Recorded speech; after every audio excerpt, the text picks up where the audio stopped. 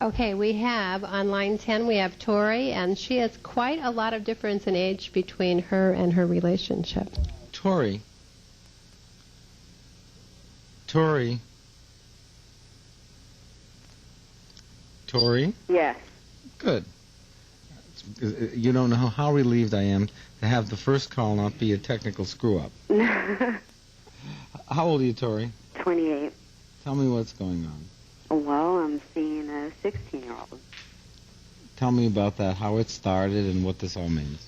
Well, we were just friends, and we don't know what happened. We just got closer and closer. When did this relationship start, the friendship? Approximately June, July. And what was going on in your life then? Was there anything changed or different? No, I moved. That's about it. From where to where? From around the corner to where I'm at now. But why did you move? Was that did something happen in were you in a previous relationship? No, I was just living with some roommates, and I moved out. For what reason? Because they asked me to. And they asked you to because? They needed their privacy. And is that an excuse, or were they kicking you out for other reasons? Just be straight about it. Actually, I don't know. That's what I was told. All right, but you have some suspicions that maybe they didn't like you. Possibly, yeah. Okay, so there's a sense of rejection that could have occurred at this time. Mm-hmm. All right, did you feel that? Kind of, yes. Okay. But I've been friends with one of them for like 8 years, so I kind of know how she works. All right, so it was a rather significant rejection. Mm-hmm. Okay. Just bringing it up to the surface. So here you are feeling rejected and maybe a little lonely? Not really. What were you feeling? A little rejected. How could you not feel lonely, since being rejected is the state of being separated? Yeah. So you must have had a little loneliness. Okay, maybe a little. Oh, you're going to be work for me, huh? Okay. And then you moved into new surroundings. Did anything else change? Well, I live with his family. When was that? Oh, well, no, now. So you moved with his family? Mm-hmm. His aunt and his father. Okay, so you moved into a new arrangement, okay, and with a feeling of separation, loneliness, and a little desperation. A little bit. I don't know about desperate. Well, why are you calling?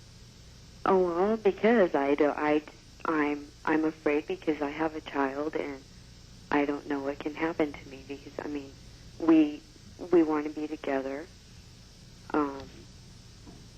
You want to be together? What does be together mean? Well, he's already asked me to marry him, and I love him a lot, and I want to be with him. Okay. He wants to marry you after knowing you only since June, right? Mm-hmm. Okay. What do you think of that as a statement of his experience and stability? He's very mature for his age. Wait a second, stop. You went to the what? Well, you took a little bit off the what. Well, he's, what do you think of it as a statement of his, as it reflects his maturity, him wanting to marry you so quickly? I don't know. Yes, you do. Just share it. Oh, well, I don't know. I've asked him if it had to do with not being loved enough by his mom. Okay, so the question came up in your mind, whether or not that... All right, if the question comes up, the problem usually exists. Mm-hmm. Okay? Mm-hmm. All right. So there's some suggestion that his attachment to you is a reflection of another relationship that didn't work out. Mm-hmm. You don't like where this is going, do you? Mm-mm. You're closing up right on me, just like... Okay, but you knew that. And you were set up because you'd been rejected. So the two of you are using each other. I mean, if you were having... I'm not going to pass moral judgment on the situation. If you were a 28-year-old woman calling me in and saying, I'm having an affair with a 16-year-old kid, it's my little caprice, and I'm reliving my youth, and it's all above board, and we all know what it is, I'd say, well, at least you know what you're doing, and you're playing with fire a little bit, and Is life that boring that you're trying out something like that? But, everyone to his own tastes. That's not what this is. It's you being lonely, you being rejected, him not being treated well by his mother, and finding you a replacement, and you finding him a replacement of any kind to make up for the feelings of loss that you have. Okay, you don't like this at all. You're choking up on me. Talk to me, come on. It's not really me being lonely and me just, because his father's in love with me too. And it's like, I'm really confused. Well, you're really over your head. Yeah. And the only reason all these people could be in love with you is that you're sending out desperate signals. As you have done in the past, right? Possibly. Is that true or not? It's possible. Is it true or not? Yeah, I guess it is. Okay, then admit the truth that you know. There's no sense in life saying it's possible or maybe it's so or I don't know. Say it's true, okay? So you are a needy person who needs other people. That's what we've just established, isn't that correct? Okay. You're in trouble. Yep. Okay. You don't belong in that household. And you don't belong with this 16-year-old. You have a kid? Mm-hmm. Were you ever married? No. Okay. How old's the kid? He's 8. 8 years old. So you were 20 years old at the time. Mm-hmm. Do you work? Yes, I do. What do you do? I'm an administrative secretary. Uh-huh. So you have your stuff together at work and not at all in your private life. Mm-hmm. Was your neediness one of the factors that caused your roommates to kick you out? No. No, her and her other roommate became lesbians, and they just wanted their time together. Okay. So. Was that a problem for you? Oh, not at all. Okay. Not at all. Tori, this relationship is going to come to grief, and your life needs to be straightened out.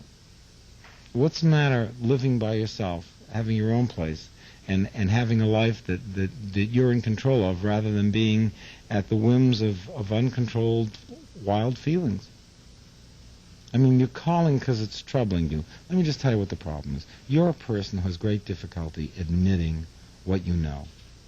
You know this is wrong, right? Can you say that louder so I... Yes. Okay. So if you know it's wrong, stop it. You don't get clues emotionally in life much clearer than that. And the problems you're having are that you're hearing your inner voice tell you, this isn't wrong, I shouldn't be doing this, and you're looking for some excuse so that you don't have to give up the affection that you're getting. When you come from desperation, not only can you lose the relationship you have, but you can lose the relationship you have with yourself. Tough, huh? Dottie. It's interesting that people call up and they know the answer lots of times, and they just need to hear you say it. The truth is, everybody knows the answer all the time. And I was talking to someone the other day about something that happened during a session with a patient, and the patient mentioned the fact about her husband drinking. Didn't say he had a drinking problem, he just said he had a drink. And it was amazing, because the next time she mentioned it, I said, if she's mentioning it twice, if she's mentioning it once, he must be an alcoholic. And she knew this, but couldn't admit it. The fact is, we know everything. And if we were just willing to look at our lives a little more openly, we could solve all of our problems as they occurred. It's when you are invested in not knowing that things that they fall apart.